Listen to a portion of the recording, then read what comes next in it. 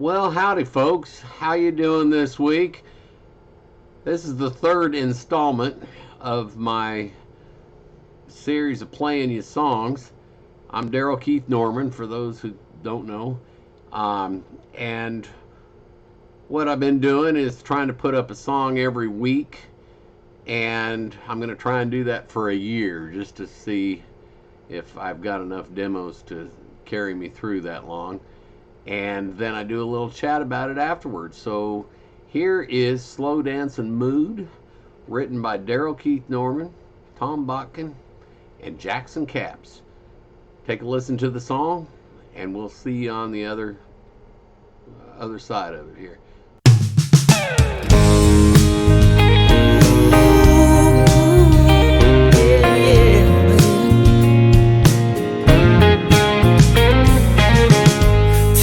Trip to see me down that road.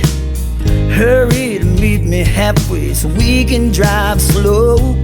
I know I haven't seen you in a long time, but that don't mean we can't pick up what we left behind.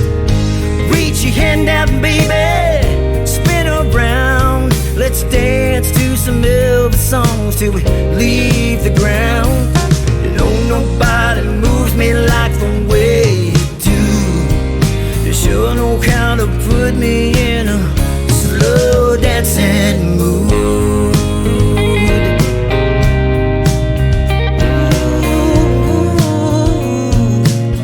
Yeah. Kiss me like you miss me and hold me close. If you ain't told your mama yet, I bet she probably knows. There's a whole world waiting on us we ain't ever seen, and I can hardly wait for you to see it with me. Reach your hand out, baby, spin around. Let's dance to some Elvis songs till we leave the ground. You know nobody moves me like the way you do. You sure know how to put me in a slow dancing mood. Round and round we go. Let's make it last, girl. Let's take it slow, yeah. Reach your hand out, baby, spin around. Let's dance to some Elvis songs till we leave the ground. You know nobody moves me like the way you do. You sure know how to put me in a slow dancing mood.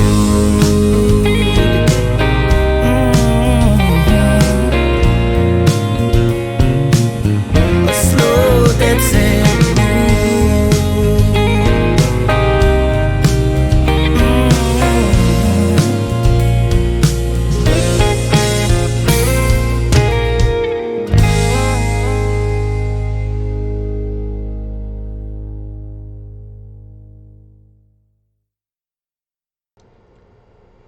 Well, I hope you liked that. That was Slow Dancin' Mood. And I'm not much of a dancer because I was always playing in the band while everybody else was dancing. Plus, we were raised in such a really strict environment where dancing was kind of taboo. So I suck at dancing. Every once in a while, when I really think my wife needs to laugh, I'll just start dancing for her, and that'll get her out of whatever bad mood she's in. Um, I'm not much of a dancer, but I've always loved dancing songs, and sometimes, you know, any love song that I write, if you know me at all, they're written for my wife. Tom Botkin's been married to his wife almost as long as I've been married to mine. I've been married 27 years, and Tom's marriage is about that long. And we both have that in common when we write together. Tom and I write a lot of songs together, and I'm really proud of the ones we do. Um, so what happens here in Nashville, for what a lot of people who don't know, is every day writers get together and write songs like it's a job. And I've heard estimates that there are 500,000 songs written every year here in Nashville. Very few of them ever make it through.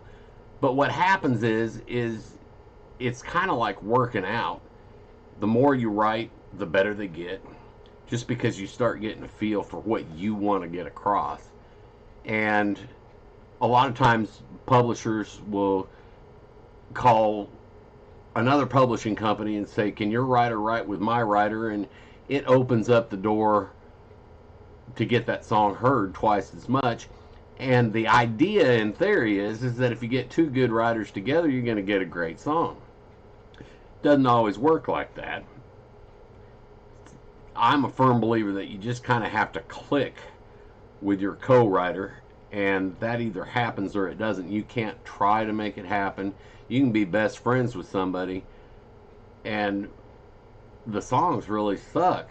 You know, I've got one guy who's a great friend of mine, been a great friend of mine for 20 years, and he's very successful, and he kind of wrote with me a couple songs, and we both look at him afterwards and go, well, I didn't quite do it, but yet he's written some really wonderful songs, and I think I have too.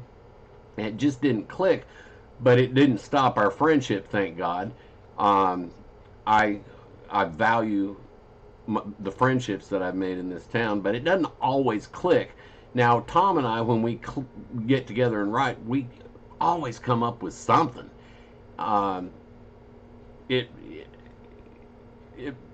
some are better than others, you know, but you just write what you feel. And Tom and I come from similar backgrounds. You know, my mentor was Wayne Carson, if anybody knows who that is, and his mentor was Don Fremer. And both of those guys were really successful and kind of took us under their wing and showed us how things were done. And so we have a lot of the same experiences. We both have wonderful wives. We have wonderful lives. And at our day jobs, we work together and make each other laugh. And we just always have a good time. And so we're kind of getting a reputation around town that writing with Daryl and Tom is kind of a good thing. And so one of Tom's other publishers called him up and said, would you guys write with one of my new writers, whose name was Jackson Capps? We didn't know him, but he has a couple albums out on iTunes, I think, and he's really good. And so we said, sure, come, send him on over. And so he came over, and we were kind of just sitting around just telling stories and all kinds of stuff. And he's a lot younger than Tom and I. And I always like writing with younger artists because they kind of have their finger on the pulse of what's happening out there, because they're listening to now. Instead, I've got so many influences. You know, I've studied music all the way back to Mozart and Chopin, you know, so it's like that influences you. And the young writers, they're listening to Sam Hunt and Jordan Davis and Morgan Wallen and all these guys, and that's what they know, so it influences them and it helps you sound current and everything. Anyway, Jackson came out to Tom's house, and we were all just sitting around, and come to find out he had a girlfriend that he just absolutely loved. And we were sitting around talking about, you know, how sometimes you just look at them in the right light and you just want to slow dance with them. And I think it was me that said, well, why don't we just write that? You know, let's write us a love song. And you'd be surprised if there's not as many great love songs out there as you might think. But Paul McCartney said one time in one of his songs, you know, you think the people would have had enough of silly love songs. Well, I look around me and I see it isn't so. Oh no. Some people want to fill the world with silly love songs. What's wrong with that? I'd like to know, because here I go again. And I just love that whole idea of just doing a wonderful love song. And, you know, we could always use a little more love in this world. And there's a lot of heartbreak songs and a lot of trucks and beer and all that kind of stuff. And believe me, I write about that stuff too. But finding a good love song is kind of a jewel to have in the catalog. And so we just started throwing ideas back and forth, and it just came together. It was so easy and it was so effortless. I think we kind of date ourselves by saying we're dancing to some old Elvis songs. Some of the kids today may not even know who Elvis is, and that's okay. You can go look him up. He was one of the best. And we may have to change that later if a publisher asks us to do it. And we will, we'll do whatever you want. But anyway, that's how this song came about. It was just the three of us sitting around saying the things that we loved about our significant others. And I think it's a wonderful little tune. And hopefully it makes you want to hug somebody and just slow dance with them, even with COVID going on. Wear a mask, and slow dance in a mask, whatever. And once again, if anybody wants to contact me, go to abnormanmusic@gmail.com. If you want to co-write, if you want productions on an album or whatever, I'm available to do any of that stuff. All you have to do is ask. And I hope to see you again next week, and I hope you enjoyed this song. So have a great week. Thank you for listening.